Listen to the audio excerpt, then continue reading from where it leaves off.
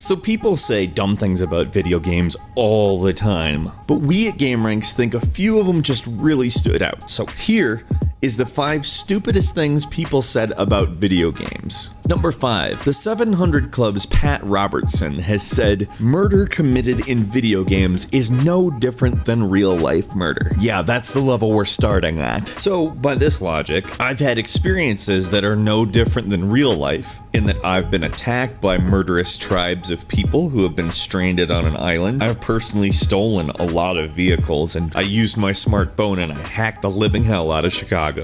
Take that, Chicago. And I've also been a physician, because I've played Dr. Mario. All this stuff is super equivalent to real life. So obviously Pat Robertson is definitely not saying anything stupid here. Nope. This is just one of those times where you have to remember, if you agree with Pat Robertson on anything at all, maybe it's time to reevaluate your stances on whatever anything is. Number 4, the developers of a video game called Bible Chronicles: The Call of Abraham went to Kickstarter to try to raise funds for the game. Their goal was $100,000, but they only raised 19. He said something to a writer that made him question whether or not they believed the devil was scheming against them. So he asked for clarification, and the co-founder of the company creating this game said, "I believe that, 100%. His business partner added, "It's very tangible, lots of factors raining down on us like fire and brimstone." The writer interviewing them said, "Nobody is winking or joking. There is no irony here. This is absolutely serious." Now, I took the liberty of looking at this game a little bit, and it looks not good. So there's this thing where you kind of have to create something that looks good for people to fund it. I feel like if somebody made something like this that was of some actual quality, I, along with a lot of other people in the same position as myself, would have a lot more trouble judging it so harshly. But the fact is, the game just looks terrible. And unless Satan made it so that they have no idea how to make a decent looking video game, Satan had nothing to do with how bad this went. Number 3, the International Committee of the Red Cross said that war crimes in video games should be punished.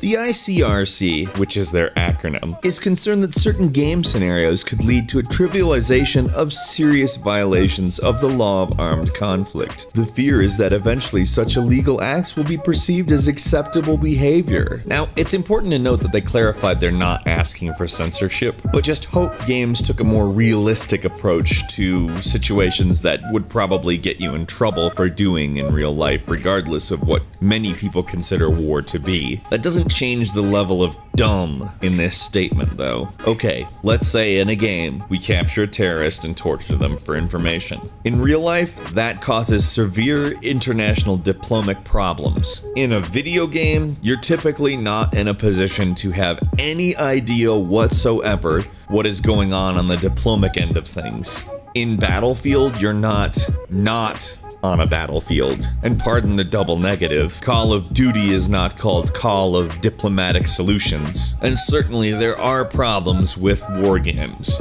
I'm not making any attempts to say that there's nothing culturally wrong with games that simulate and glorify the military. There's certainly tons to be explored in there by people significantly smarter than myself. But do you think that when you do something in a Call of Duty style game, you should be made to sit through a virtual military tribunal? Because no. Just no. Number 2, Glenn Beck thinks Watch Dogs is creating a population of hackers. Or at least did when Watch Dogs came out. And to be fair, we all thought a lot of things about Watch Dogs that did not turn out to be true. But Glenn Beck, definitely at the top of that heap. Okay, so in Watch Dogs, the city is controlled by a central OS. The traffic lights, the street lights, basically all of the city systems, including ones that have nothing to do with lights, are controlled by one piece of software. That, ignoring the fact that a city would never do something that stupid, if it got hacked, you'd have control over everything. That's why Aiden Pierce with his iPhone are able to do anything in this city. I'm Aiden Pierce, and while I have control over the entire city's infrastructure, I cannot access my own phone's file system. Thanks, Apple. So, ignoring the fact that Watch Dogs is utterly ridiculous for one moment, Glenn Beck is a massive blowhard. He's a fearmonger, an opportunist, and frankly, a massive zealot.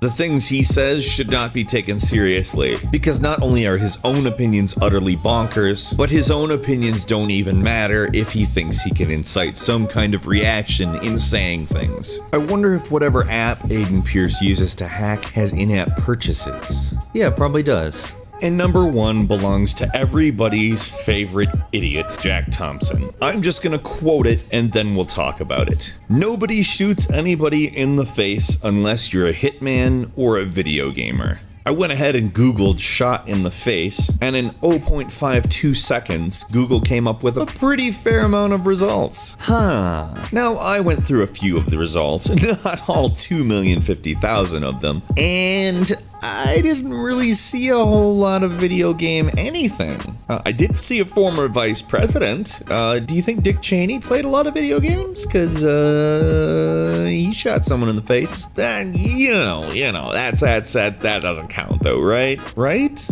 No, Jack Thompson is a total moron, and I'm so happy he got disbarred. So anyway, have you ever heard anything really stupid said about video games? And this doesn't have to be by a notable figure or anything. It could be a family member, a friend, somebody you overheard at the grocery store. We're interested. Post a comment with your experiences or just talk about these, because these were amazing as well. Don't forget to click like on the video though, because that will help us a ton. And subscribe if you haven't already. We upload videos daily, and the easiest way to get those videos first is to have a subscription to us. We thank you so much for watching this video, and we appreciate your time. We will see you next time here on Game Ranks.